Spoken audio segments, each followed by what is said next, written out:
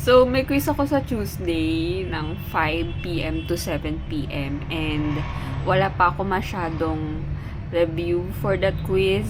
And ngayong gabi, itatry kong mag-aral. Kahit yung theories lang, magpapanggap tayo na may nababasa tayo at may natututunan tayo sa mga binabasa natin.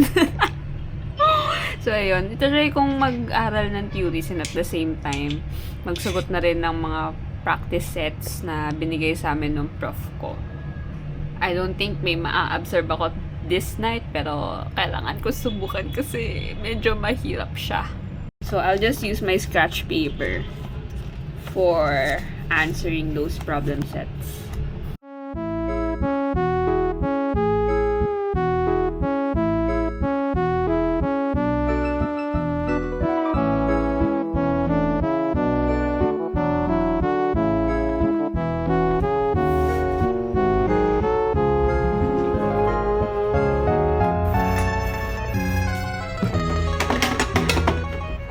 Update. Nakatapos naman ako ng ilang problems. Actually, yung kalahati ng problem set, natapos ko naman siya. Although, yung iba kasi medyo nahirapan akong i-solve kasi medyo tedious yung work na need gawin para ma-solve yung problem. Pero, ayos naman. Tumama naman halos lahat ng sagot ko. Pero, I just need to continue working on it pa rin kasi medyo kulang talaga yung knowledge ko about this one. And I think sana maslay ko siya. Maslay ko siya sa exam. So, may ilang araw pa naman ako para mag-review. I have Sunday, Monday, and also Tuesday from morning to afternoon. And I think slayables naman siya. Kayang-kaya, kering-keri. I have 3 days, so I can work on it. And I still have another exam. I have an exam for my IT audit subject, IT audit. And those questions naman from that exam, theories. So, carry bells na rin siyang aralin. Pero, guys, I need a better study plan kasi medyo mabagal ako mag-solve. And medyo mabagal din kasi akong mag-grasp ng concept. So, I need a better study plan. Anyways, it's 10 p.m. in the evening and kailangan ko na matulog. But before that, I have to do my daily devotion. Before going to bed, ito yung Bible ko. I bought this from Shopee and it's my journaling Bible. This night, I'm going to start the book of Luke. Kasi I just finished Mark a few days ago and I'm going to start reading the book of Luke na. And before that, we have to pray. So let's pray. Why do we pray before reading or doing devotion?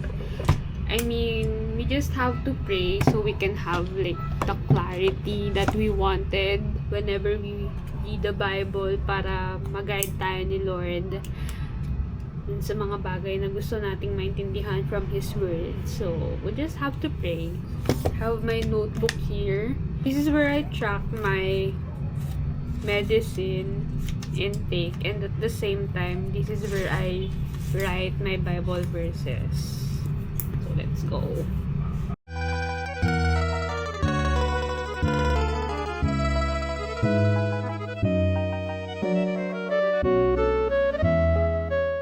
Good morning, everyone. So, ang fantasy natin today ay maglaba ng damit. So, right now, tapos na ako maglaba ng uniform ko. Actually, yung part na yun, sampayan siya, pero ayoko magsampay doon kasi naging storage room na siya ng mga sirang appliances. Eto na lang, dito na ako nagsasampay using this foldable rack na dala ng mom ko. Tapos ayun, fantasy natin today ay maging labandera for today. Kasi ang dami kong damit and hindi na ako makakapaglaba sa Tuesday kasi supposed to be Tuesday yung laba day ko pero kailangan nating magkumayod ng laba today para hindi na ako ma-distract sa pag-aaral ko kasi iniisip ko pa yung labahin ko. So, busin na natin lahat ng labada ko today. 聂总大手笔，美游戏币的姿态很霸气，比之前。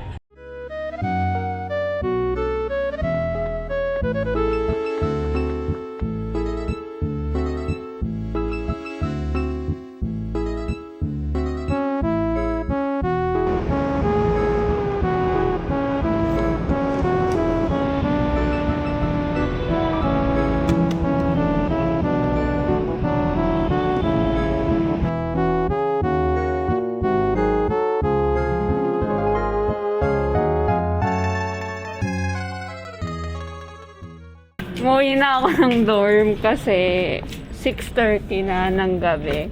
And kailangan ko na kumain para may 2 hours ako na waiting time para uminom ng gamot. Eh, wala na.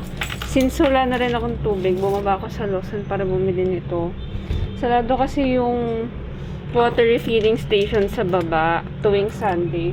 Eh, sakto, naubusan ako ng tubig kagabi. So, wala akong choice. Kailangan ko bumili ng tubig ngayon. Tapos, aside doon, bumili din ako ng Boston Cream lava cake ng Lawson. Kinda curious kung anong lasa nito. Hopefully, masarap siya. Pero anything chocolate naman is masarap for me. Waiting na lang na mainit yung ulam ko kasi galing siyang ref. Kumain na ako, pero hindi ko na-videohan. Ito na lang bibidyohan natin. Itong Boston Cream Lava Cake ng Lawson for only 55 pesos, guys. Not sponsored to. Ayan. Parang masaya itong idikit sa junk journal. Wow. Bango. Amoy ano siya. May lemon square na wata tops.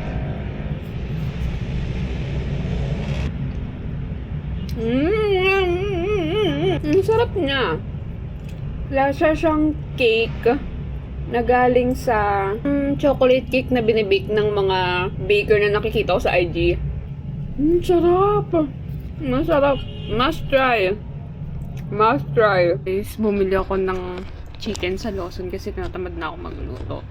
Tapos, paano ko ito kakainin? Ang pogi! Ang pogi, guys! Ang pogi-pogi! Puppy Dwight! Parang feeling ko hindi ko itatapon yung packaging.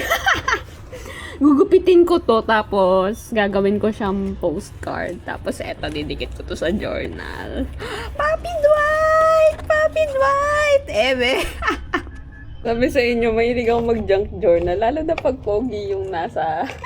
So yan, ginapit ko na to para itatago natin si Puppy Dwight! Si Papa Dwight! Oh, eto na lang. Dito na lang kakain. Let's eat, guys. Let's eat. But first, we pray. Lagi kong gusto sa Lawson, dalawa yung rice nila. Pero, yung isang rice kasi nila, equivalent sa half rice. So, you know.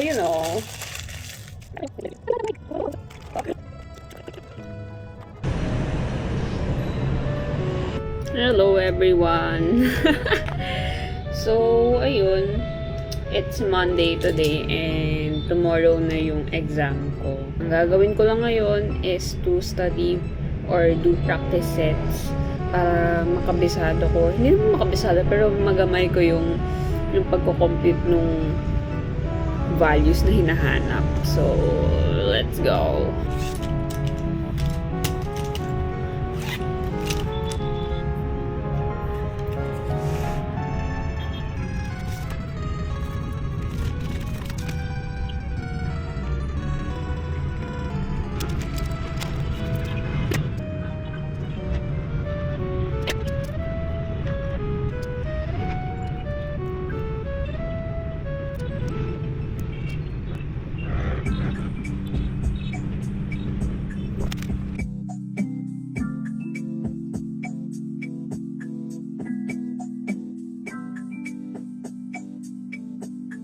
Hello, so sorry kung pasinghot-singhot ako kasi may allergic rhinitis ako. Ato, magtitimpla tayo ng cocoa drink. So, magtitimpla tayo ng cold chocolate, ng iced chocolate. And ako kasi, hindi ako yung gumagamit na ng choco malt na pack kasi matamis siya. Though favorite ko dati yung champion ng Energen. Nag-switch ako dito sa healthier alternative. Mapakla siya pag walang walang asukal, pero okay lang sa akin kasi hindi din ako mahilig yun sa masyadong matamis. So, yung gamit ko, instead na white sugar, I'm using stevia para healthy. Wow! So, lalagyan lang ako ng isang pack ng stevia. Then, kakanawin ko lang siya sa warm water. So, naka 45 degrees yung warm water na sinet ko para matunaw lang yung kokwa and hindi siya masyadong mainit kapag nilagyan ko ng oat milk mamaya tsaka ng ice. Ayan.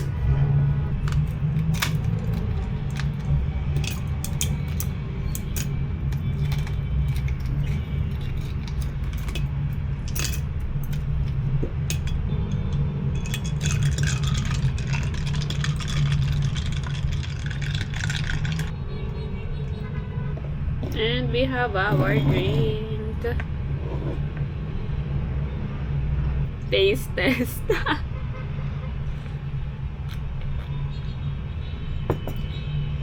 Masarap. Hindi siya masyadong mapait. Hindi rin siya sobra. Sobra matamis. Ito lang. Para siyang lasang kape, pero chocolate. Yung pagkapakla niya, para siyang coffee, pero yung lasa niya chocolate. Yun.